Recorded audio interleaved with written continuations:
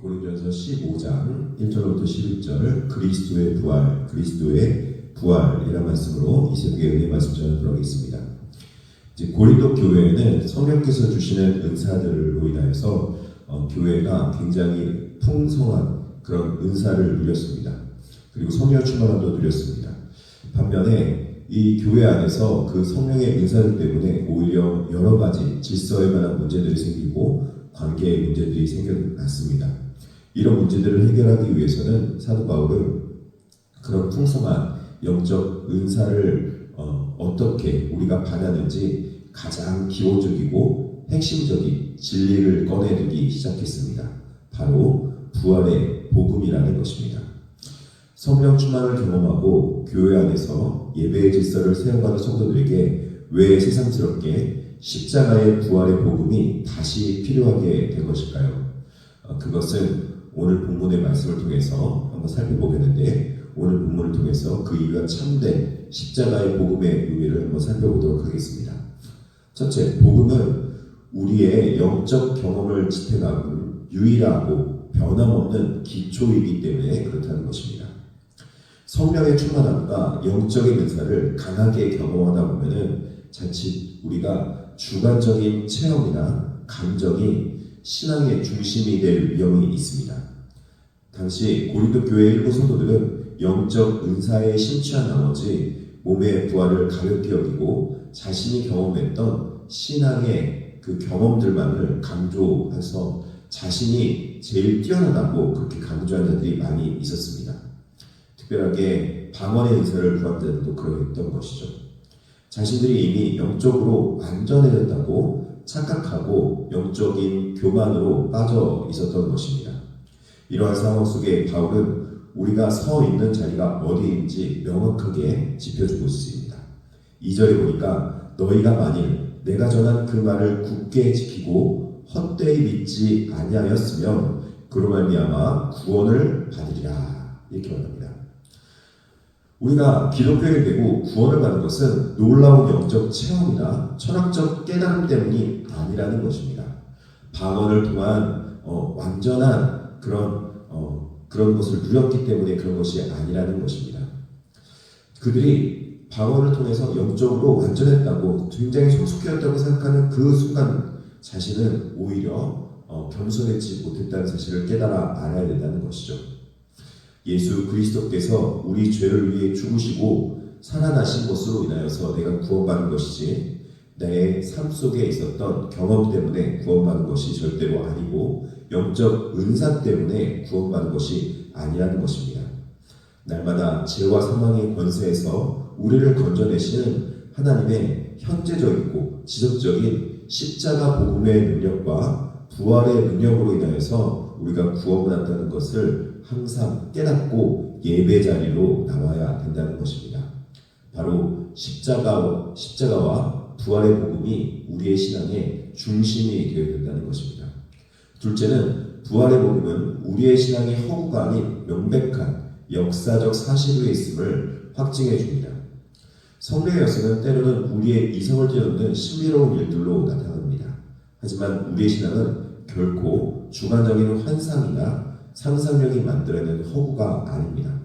바울은 예수님이 부활의 시간 속에서 일어난 객관적인 사실을 증명하기 위해서 수많은 증인들을 제시합니다. 6절에 그 후에 500의 형제에게 일시에 보이셨나니 그 중에 지금까지 대다수는 살아있고 어떤 사람들은 잠들었으며, 이렇게 말합니다.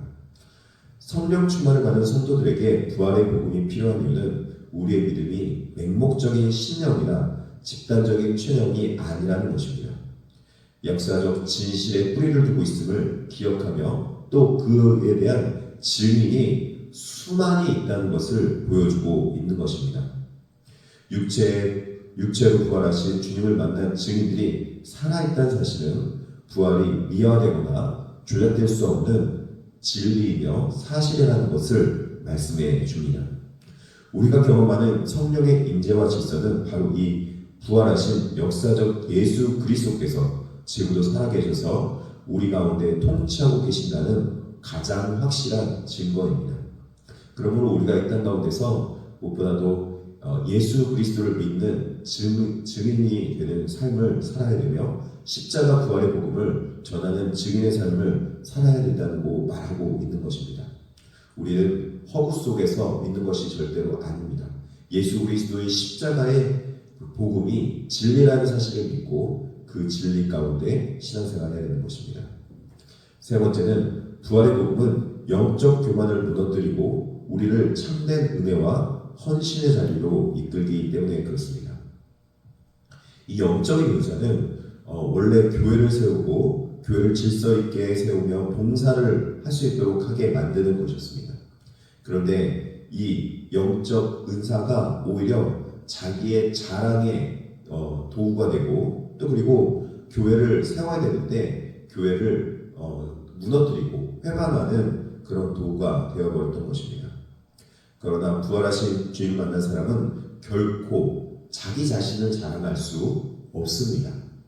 자기 자신을 낮추고 겸손해지며 예수 그리스도께서 나를 구원하신 것이지 십자가의 부활의 복음이 예수 그리스도의 피의 보혈로 나를 깨끗게 하시고 나를 온전케 하였음이지 내가 낮아졌기 때문에 속상하다. 내가 교회에서 이렇게 이런 일을 하기 때문에 마음 상한다가 아니라는 것입니다. 오직 예수 그리스도의 십자가의 은혜가 우리 삶 가운데 충만해서 그 충만한 은혜로 말미암아 하나님 앞에 감사하는 마음으로 나 같은 존재가 하나님께 구원받았는데 내가 이렇게 빚을 크게 졌는데 라는 믿음 가지고 하나님 주여 저와 같은 자를 용서해 주시네 감사합니다. 이런 고백으로 나아가는 것이 진정한 십자가 복음을 만난 자의 모습이라는 것입니다. 10절에도 이렇게 바울이 고백하고 있습니다. 그러나 내가 나된 것은 하나님의 은혜로 된 것이니 내게 주신 그의 은혜가 헛되지 아니하여 내가 모든 사도보다 더 많이 수고하였으나 내가 한 것이 아니오 오직 나와 함께 하신 하나님의 은혜로라. 성령 충만과 질서를 갖춘 성도에게 부활의 복음이 진정 의미하는 바는 바로 철저한 자기 부인과 하나님의 주권을 인정하는 은혜에 대한 발견이라는 것입니다. 은혜는 우리를 게으르게 만들지 않습니다.